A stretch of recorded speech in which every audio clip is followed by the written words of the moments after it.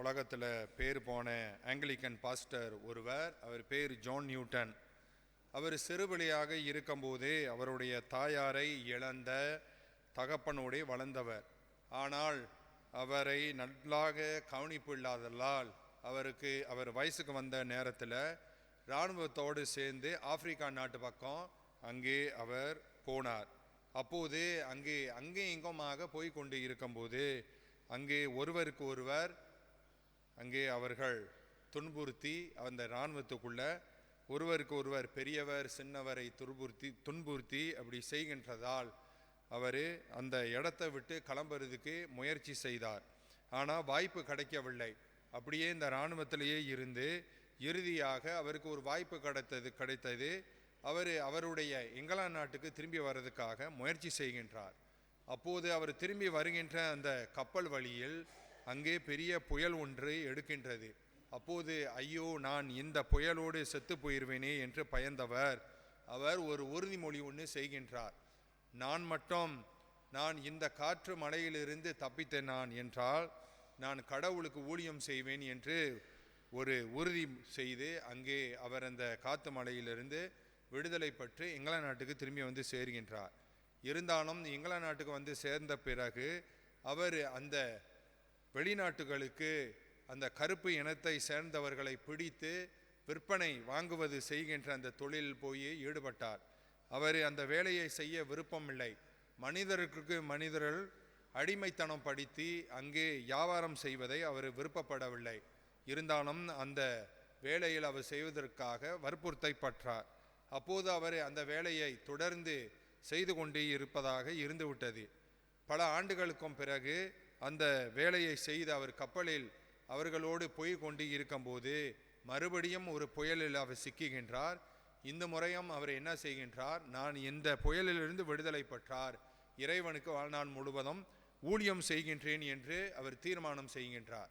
ஆனால் அவர் திரும்பி இங்கிலாந்து போய் சேர்ந்த பிறகு இந்த கருப்பு இனத்தை சேர்ந்தவர்களை விற்பனை வாங்குகின்ற இந்த தொழிலிருந்து அவர் முழுமையாக வளர்வதற்கு முயற்சி செய்கின்றார். ஆனால் அவருக்கு வாய்ப்பு கிடைக்கல. இருந்தாலும் அவர் என்ன செய்கிறாரு, முயற்சி செய்து கொண்டே இருக்கின்றார். இறுதியாக அவர் என்ன செய்கின்றார்னாக்கோ, இந்த வேலையிலிருந்து ரத்தாவே வளர்வதற்கு முயற்சி செய்தார். அதுக்கும் பிறகு அவர் படித்து முயற்சி செய்து ஒரு ஆங்கிலிக்கன் பாஸ்டர், அதாவது ஒரு குருவானவராக மாறி வந்தார். இறுதியாக அவர் ஒரு பாட்டு ஒன்று எழுதினார் அவருடைய வாழ்க்கையில் நிகழ்ந்ததை பற்றி. பல காலமாக நான் இறைவனுடைய ஊழியம் செய்வதற்கு, அநீதியை தள்ளி நீதி நேர்மைக்கு செவி கொடுத்து நான் நடப்பதற்கு, கடவுளுடைய குரலை நான் கேட்டு வாழ்நாள் முழுவதும் அவருக்கு ஊழியம் செய்ய நான் வாக்குறுதி செய்தாலும் பல வேளையில் வேலையிலிருந்து நான் விலகி செல்ல முடியாமல் நான் துன்பப்பட்டுகிறேன் என்பதை அவர் ஒரு பாட்டு ஒன்று எழுதினா. அந்த பாட்டு தான் உலகத்தில் பேர் போன ஒரு பாட்டு. பர்மாவில் இருக்கின்றது, இங்கிலீஷ்லேயும் இருக்கின்றது. சேசூரோதி ஆம்போயாடி மியக்கங்க மியம்பி லாமாக லாமாட்டுவே அப்படின்னு சொல்லிட்டு இந்த ஒரு பாட்டு உலகத்தில் பெரிய பேர் போகணும். ஒரு காலத்தில் நான் கண்ணு தெரியாதவன் போல இருந்தேன். கடவுளுடைய அருள்னாலும் அவருடைய இரக்கத்தினாலும் நான் உண்மையான வழியை கண்டுபிடித்தேன். ஆகையால் இறைவனுடைய அருளுக்காக நான் மகிழ்ச்சி அடைகின்றேன் என்ற ஒரு இறைவனை போற்றி புகழ்கின்ற, அவருடைய அருளை அவருடைய இரக்கத்தை போற்றி புகழ்கின்ற ஒரு பாடலாக உலகத்தில் இன்னமும் ஃபேமஸாக இருக்கின்றது. இயற்கையாகவே நாம் பார்ப்போம் என்றால் நம்மளுடைய ஒவ்வொருடைய வாழ்க்கையிலையும் துன்பங்கள் துயரங்கள் படும்போது நம்ம என்ன பண்ணுவோம், எளிதாக நம்மளுடைய நம்பிக்கையை இழந்து போவோம். கடவுளுக்கும் முன்னால் நாம் புனிதருக்கும் முன்பாக செய்த வாக்குறுதிகளை என்ன பண்ணுவோம், இழந்து போயிடுவோம். இது மனிதனுடைய இயல்பான ஒரு நிலை. ஆனால் இன்று கடவுளுடைய அருளும் இரக்கமும் நம்மளுக்கு விடாமுயற்சியுடன் வாழ்வதற்கு நம்மளுக்கு வேண்டிய வரங்களை கொடுக்கின்றது.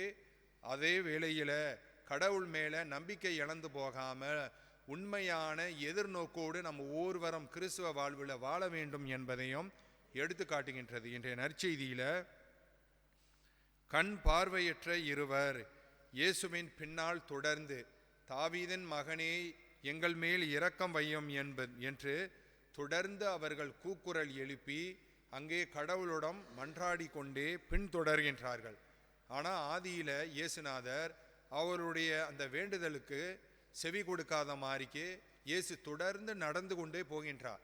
இயேசு வீடு போய் சேரும் வரை அவர்கள் தொடர்ந்து தாவீதின் மகனே எங்கள் மேல் இரக்கம் வையும் என்று அவர்களுடைய அந்த பார்வையற்ற நிலையிலிருந்து குணமடைவதற்காக தொடர்ந்து விடாமுயற்சியுடனும் முழு நம்பிக்கையுடனும் முழு எதிர்நோக்குடனும் இயேசுவை பின்தொடர்ந்து அங்கே தொடர்ந்து அவர்களுடைய வேண்டுதலை அங்கே செலுத்தி கொண்டு இருக்கின்றார்கள்.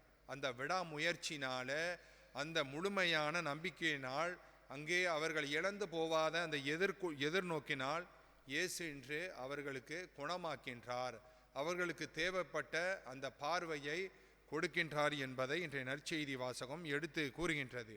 ஆகையால் கிறிஸ்தவ வாழ்வினையும் நம்மளுக்கு கொடுக்கின்ற பாடம் என்னவென்றால், நாம் எப்போதும் மனம் தளராமல் இறைவன் மேல் நம்பிக்கையுடன் வாழ வேண்டும், முழுமையான எதிர்நோக்கோடு வாழ வேண்டும் என்பதை எடுத்து காட்டுகின்றது.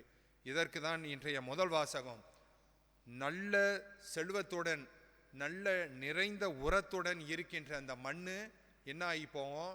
ஒன்றுமே முளைக்காத ஒரு காடாக மாறி போகும்.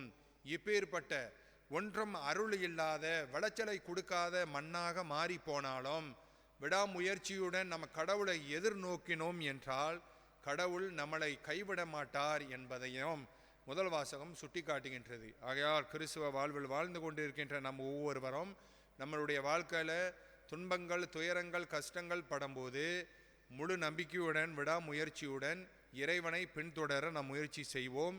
இறைவனுடைய இரக்கத்தையும் இறைவனுடைய அருளையும் பெற்றுக்கொள்ள நாம் எப்போதும் தொடர்ந்து முயற்சி செய்வோம். அதை அப்போதே கடவுள் நம்மளை எப்போதும் கைவிட மாட்டார் என்ற நம்பிக்கையுடன் வாழ்வதற்கு முயற்சி செய்வோம். முழு எதிர்நோக்கோடு வாழ முயற்சி செய்வோம். வேண்டிய வரங்களை இன்று திருப்பலியின் மூலியமாக தொடர்ந்து மன்றாடுவோம்.